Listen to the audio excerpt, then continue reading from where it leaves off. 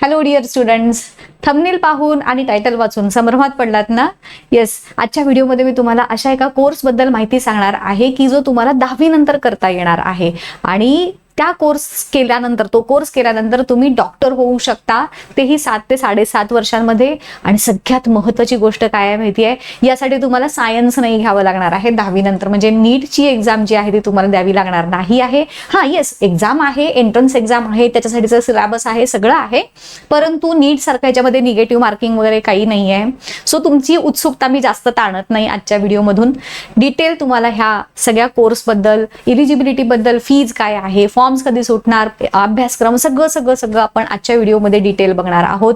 Video शेवटपर्यंत बघा. खूप सारे प्रश्न पडतात तुम्हाला, कारण तुम्ही ओव्हर एक्साइटमेंटमध्ये व्हिडिओ स्किप करून बघता आणि त्या स्किप केलेल्या पार्टमध्ये बरेचदा एखादी महत्त्वाची इन्फॉर्मेशन तुमची अगेन स्किप होऊन जाते आणि मग तुम्ही मला कमेंट करून विचारता, मॅम हे असेल तर काय, मॅम ते असेल तर काय.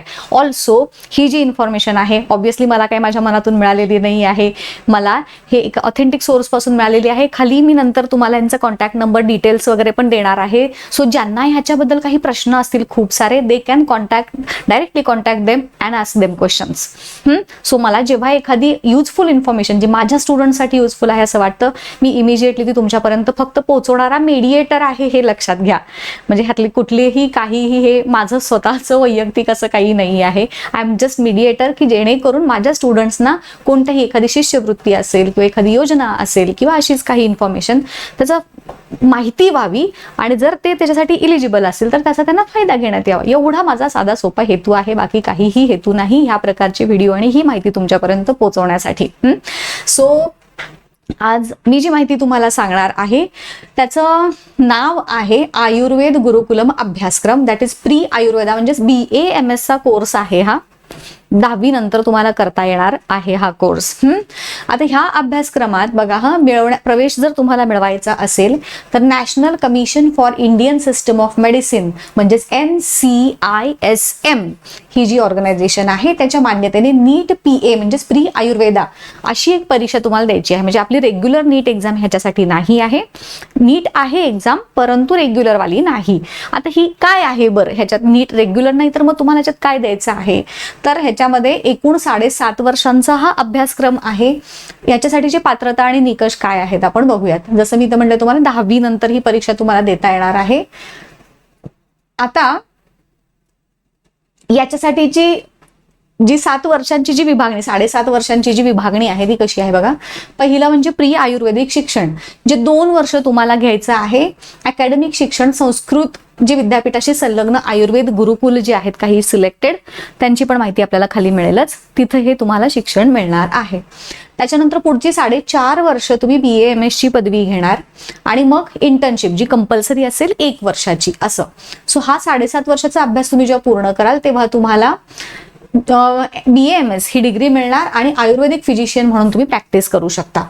आता ह्याच्यासाठीची पात्रता काय आहे, सगळ्यात महत्वाचा पार्ट, तर तुम्ही कोणत्याही मान्यताप्राप्त बोर्डातून, म्हणजेच महाराष्ट्रातल्याच हवंय असं नाही, तुम्ही कुठल्याही बोर्डातून, राज्य संस्कृत बोर्ड पण आहे ना वेगळा संस्कृतच्या साठीचं, 10वी उत्तीर्ण असावं किंवा 10+1 किंवा म्हणजे 10वी+12वी असे जे प्लॅटफॉर्म असतात तर त्या पॅटर्ननुसार तुम्ही 10वी उत्तीर्ण असले पाहिजेत.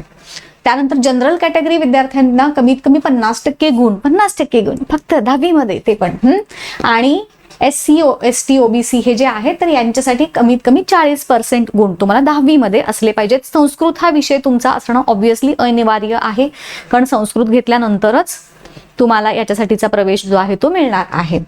वयोमर्यादा काय आहे, 31 डिसेंबर 2026 पर्यंत तुमचं वय 15 ते 25 वर्षांच्या दरम्यान असलं पाहिजे. त्यानंतर ह्याच्यासाठीच्या महत्वाच्या बाबी काय आहेत, तुम्हाला इलिजिबिलिटी म्हणजे ती जी नीट PA जसं प्री आयुर्वेद अशी जी एंट्रन्स एक्झाम आहे ती तुम्हाला द्यायची आहे. आता ह्याच्यासाठीचं परीक्षेचं स्वरूप काय आहे, तर ऑफलाईन OMR पद्धतीनं जी असते ना, तुम्हाला ऑप्शन्स भरायचे असतात त्या गोल गोल गोल गोल गोल करून, दॅट इज OMR शीट, तर तशा पद्धतीची ऑफलाईन परीक्षा तुमची असणार आहे.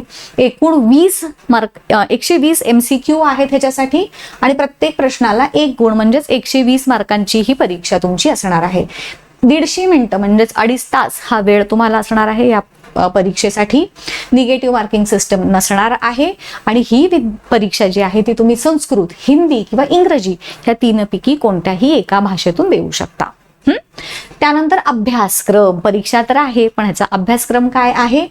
3 भागात ह्याचा अभ्यासक्रम आहे. पहिला म्हणजे संस्कृत वाङ्मय परिचय, वेद, पुराण, रामायण, महाभारत, दर्शन, भारतीय संस्कृती आणि व्याकरण हा पहिला भाग. ब भागामध्ये फिजिक्स, केमिस्ट्री आणि बायोलॉजीचा पायाभूत म्हणजेच बेसिक अभ्यासक्रम आणि आयुर्वेद, संस्कृत वाङ्मय आणि भारतीय ज्ञान परंपरा हा क विभाग, असे 3 भागांमध्ये तुमचा सिलेबस जो आहे तो डिवाइड केलेला आहे एंट्रन्स अभ्यासक्रमाचा. आता त्याच्यानंतर महत्वाच्या तारखा, येस, ऑनलाईन रजिस्ट्रेशन 26 जुलै पासून म्हणजे जुलै 2026 पासून सुरू होणार आहे. 3ऱ्या आठवड्यापासून साधारण सुरू होईल. 30 ऑगस्ट 2026 रविवार किंवा 6 सप्टेंबर 26 ह्या रविवारी, दोन्हीपैकी कुठला तरी एका रविवारी तुमची ही परीक्षा होईल. ऑफलाईन पद्धतीने ही परीक्षा असणार आहे. आता ह्याचा फायदा वगैरे काय होईल हे सगळं दिलेलंच आहे. सो तुम्हाला बेसिक सिलेबस कळाला, परीक्षेची माहिती कळाली, इलिजिबिलिटी काय आहे हे कळालं. ठीक आहे. आता याचा तुम्हाला जर डिटेल हवी असेल तर मी जसं म्हणलं, कुठं हवंय तर sanskrit.nic.in ह्या अधिकृत वेबसाईटवरती तुम्हाला जाऊन ह्याच्याबद्दल अजून काही डिटेल हवी असेल तर तिथे तुम्हाला मिळून जाईल. ओके. सो कशी वाटली इन्फॉर्मेशन कमेंट करून नक्की सांगा. जास्तीत जास्त स्टुडंट्स पर्यंत माहिती पोहोचवायला विसरू नका. इथेच थांबूयात, भेटूयात पुढच्या व्हिडिओमध्ये. Till then good bye, thank you and all the best.